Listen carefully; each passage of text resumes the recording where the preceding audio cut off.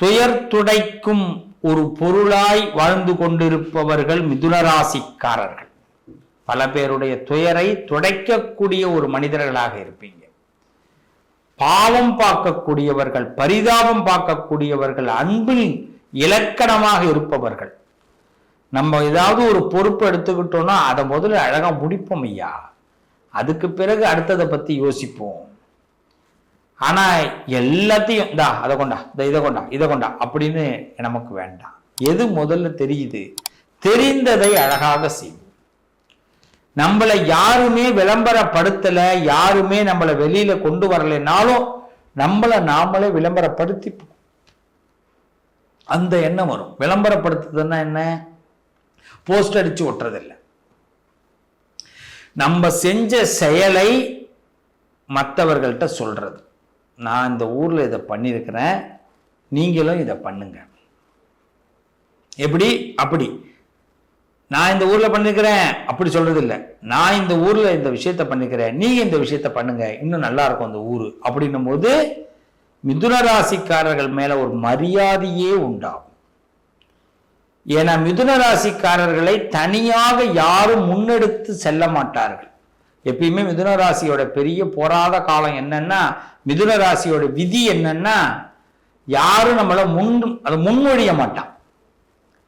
ஆனா நம்ம வளர்ந்த பிறகு எல்லா பேரும் முன்மொழிவான். வளரும் பொழுது நம்மள யாரும் முன்மொழிய மாட்டான். படிக்கிறவங்களா இருக்கட்டும், படிச்சவங்களா இருக்கட்டும், வேலைக்கு போறவங்களா இருக்கட்டும், கல்யாண வாழ்க்கையா இருக்கட்டும், குடும்ப வாழ்க்கையா இருக்கட்டும், இவர் இதுக்கு தரமானவர், இவர் நல்ல மனுஷன், இவர் தகுதியானவர், நான் இவரை முன்மொழிகிறேன், யார் வழிமொழிகிறீர்கள் அப்படின்னு கேட்க மாட்டான். ஏன்னா மிதுனத்துக்கு எந்த பதவியும் கிடைக்க கூடாதுங்கிறதுல ரொம்ப தெளிவா இருப்பாங்க எல்லாருமே. அதுவும் மிதுன ராசிக்காரர்கள் முன்னேறிட்டாங்கன்னா பல பேருக்கு பொறுக்காது. ஏன்னா புதன் அங்க ஆட்சி பெற்ற இடம் அது. அதனால மிதுன ராசிக்காரர்கள் எப்பயுமே சீக்கிரமா முன்னேறதுக்கு ஐடியா பண்ணிடுவாங்க. அங்க ஆனா தடை விழுந்துரும். அதான் விதி. விதி வெளியது இல்லையா? இப்ப மிதுனத்துக்கு மட்டும் நிறைய கர்மா வேலை செய்யும்.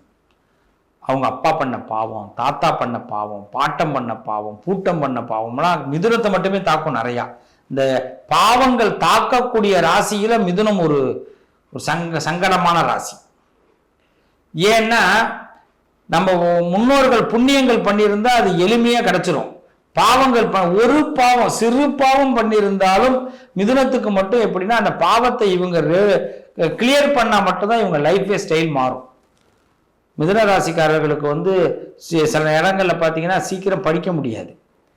படிச்சுட்டாங்கன்னா சீக்கிரம் வேலை கிடைக்காது. வேலை கிடைச்சிட்டாங்கன்னா கல்யாணம் ஆகாது. கல்யாணம் ஆயிடுச்சுன்னா குழந்தை கிடைக்காது. குழந்தை இல்லைன்னா, குழந்தை கிடைச்சிருச்சு அப்படின்னா வாழ்க்கையில ஸ்திரமா சம்பாதிக்க முடியும். நிறைய ஒரு டிராபேக், ஏதோ ஒண்ணு போனா ஒண்ணு டிராபேக் நிற்கும். நமக்கு வியாதிக்கு மருத்துவ செலவு பண்றோமோ இல்லையோ, நம்ம குடும்பத்தில் உள்ளவங்களுக்கு மருத்துவ செலவு பண்ணியே வீணா போவாங்க.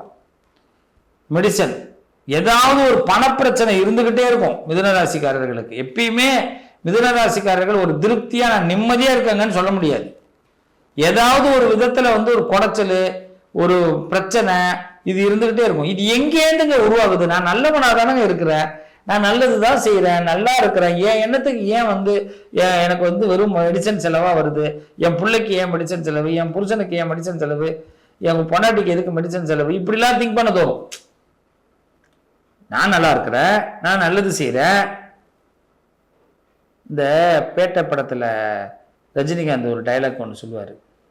கடைசியில் கிளைமாக்ஸில் வில்லன்ட்ட சொல்லுவார், நீ முன்னாடி செஞ்சது நீ விட்டுட்ட. அந்த டைலாக்கே நல்லா வரும், விதி விடாத அப்படின்னுவார். அதே தான் மிதுன ராசிக்கு இந்த விதி விடாது. நம்ம முன்னோர்கள் செஞ்சது நம்மளை கொஞ்சம் சிரமப்படுத்திட்டு தான் விடும். இதுக்கு என்ன பண்ணலாம்? இந்த விதியை வெல்லணும். மிதுன ராசிக்காரர்களுடைய பெரிய பிரச்சனையே முன்னோர்களுடைய அவங்க என்ன எங்க பெண்டிங் வைக்கிறாங்க, என்ன ஏமாத்துறாங்க, என்ன பொய் சொல்றாங்க, இது நம்ம அனுபவிக்கிற மாதிரி இருக்கும். முன்னோர்கள்லாம் ஒண்ணு பெரிய அளவுல போவானா, அப்பா தாத்தா முடிஞ்சு போச்சு. இந்த ரெண்டு ரிசல்ட்டுக்குள்ள நமக்கு கொஞ்சம் பிளானிங் இருக்காது. இந்த அப்பா தாத்தா உறவு நல்லா இருக்கும்.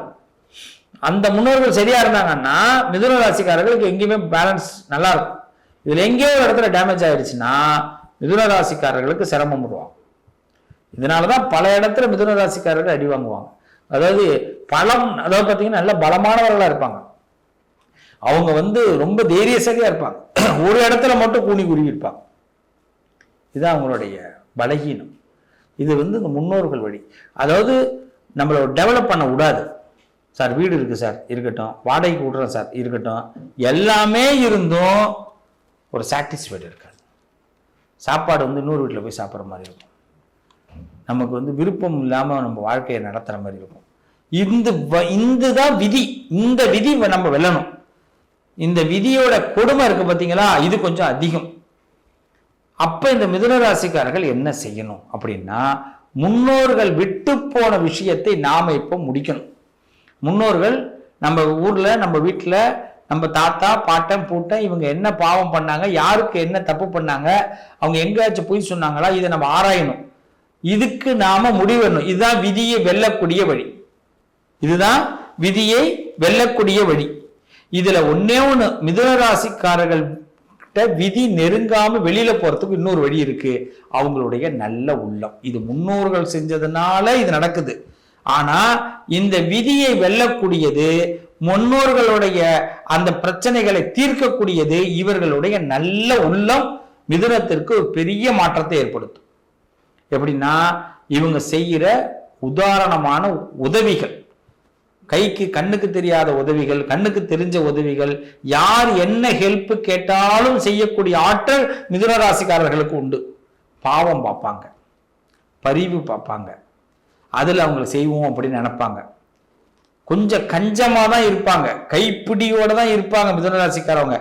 இருந்தாலும் பாவம் பார்த்து உடல் உழைப்பு அதிகமாக கொடுப்பாங்க, பண உழைப்பை கொடுக்க மாட்டாங்க. கொடுக்கவும் வேண்டாம். இந்த உலகத்துல ஏமாளியா போய் நிக்கணும். நீங்க பணத்தை கொடுத்தாலும் ஏமாளியா நிக்கணும், பேரு ஏமாளி தான். உடல் உழைப்பை அதிகமாக கொடுங்க. மற்றவங்களுக்காக பெரிய பிரயாசப்படுறது, அது மாதிரி ஹெல்ப் பண்ணுங்க. அதுல இந்த கர்ம அடிபடும், இந்த விதி வலுவிழக்கும். இந்த விதியை வெல்ல நல்ல வழி, எந்த வழியில நீங்க உள்ள போனாலும், ஒரு பழைய பாட்டு ஒண்ணு உண்டு, நெஞ்சம் உண்டு நேர்மை உண்டு ஓடு ராஜா நேரம் வரும் காத்திருந்து பாரு ராஜான்னு ஒரு பாட்டு ரிக்ஷாக்காரன் படத்துல எம்ஜிஆர் பாடியிருப்பார். இந்த பாட்டை அப்படியே மனசுக்குள்ள நினைப்பு வச்சிங்க. உண்மையிலேயே அந்த நெஞ்சமும் நேர்மையும் தான் உங்க வாழ்க்கை. அதுதான் உங்க வாழ்க்கை அடுத்த கட்டத்துக்கு மிதுன ராசிக்காரர்களுக்கு கொண்டு போகும். உங்கள் விதியை வலுவிழக்க செய்யும். விதியின் வழி ரொம்ப கொடுமையானது, நான் இல்லைன்னு சொல்லல. இதுக்கு காரணம் நீங்க இல்ல, முன்னோர்கள் செய்ததை நாம் இந்த காலத்தில் அனுபவிக்கணும். அதனாலதான் நான் பெரும்பகுதி சொல்லுவேன், மிதுன ராசிக்காரர்கள் ஒரு மரத்தை நடுங்க. அது இயற்கையாக எல்லாருக்கும் அது ஒரு நிழலை கொடுக்கும். அப்ப நமக்கு முன்னாடி செஞ்சவன் அவனுக்காவது நிழல் கொடுக்காம இருந்திருந்தான், ஒருத்தன் முன்னேற்றத்துக்கு உதவி பண்ணாம இருந்திருந்தானா அது இதுல அடிபட்டுடும். இந்த மரம் நடுவதே இதுக்குதான். நம்ம எல்லாரும் மரம் நடணும். அதில் மிதுன ராசிக்காரர்கள் கண்டிப்பா ஏதாவது ஒரு வேப்ப மரமும் ஆலமரமும் சேர்த்து நடலாம், வேப்ப மரமும் அரச மரத்தையும் சேர்த்து நடலாம். இதெல்லாம் நடுங்க, நிச்சயமா நல்ல நிழல் தரும். உங்க வாழ்க்கையில் பெரிய வெளிச்சத்தை கொடுக்கும். உங்களால் விதியை வெல்ல முடியும். இதுதான் விதியால் ஏற்படக்கூடிய பிரச்சனைகளுக்கு வெற்றி பெறக்கூடிய இடம். அதுக்குதான் நான் சொன்னேன், நேர்மையோடு நீங்க மட்டும் நேர்மையா உங்கள்கிட்ட ஒரு விஷயம் வந்ததுன்னா அதை நான் முடிச்சு தரேன் அப்படிங்கிற நம்பிக்கையோடு நீங்க செய்யணும். அதை செய்யும்போது உங்களுடைய ஜெனரேஷன் எல்லாம் சக்சஸ் ஆகும். அவங்க எல்லாரும் நல்லா இருப்பாங்க. முன்னாடி உள்ளவங்களால நாம சிரமப்படுறோம், ஆனா நம்மளால நம்மளுடைய ஜெனரேஷன் நல்லா இருக்கும். அப்ப பாத்தீங்களா, விடை கிடைக்காம எத்தனையோ பேர் தவிக்கிற இந்த உலகத்துல மிதுனத்திற்கு மட்டும் விடை கிடைக்கும், தன்னுடைய விதிக்கு வழி கிடைக்கும்.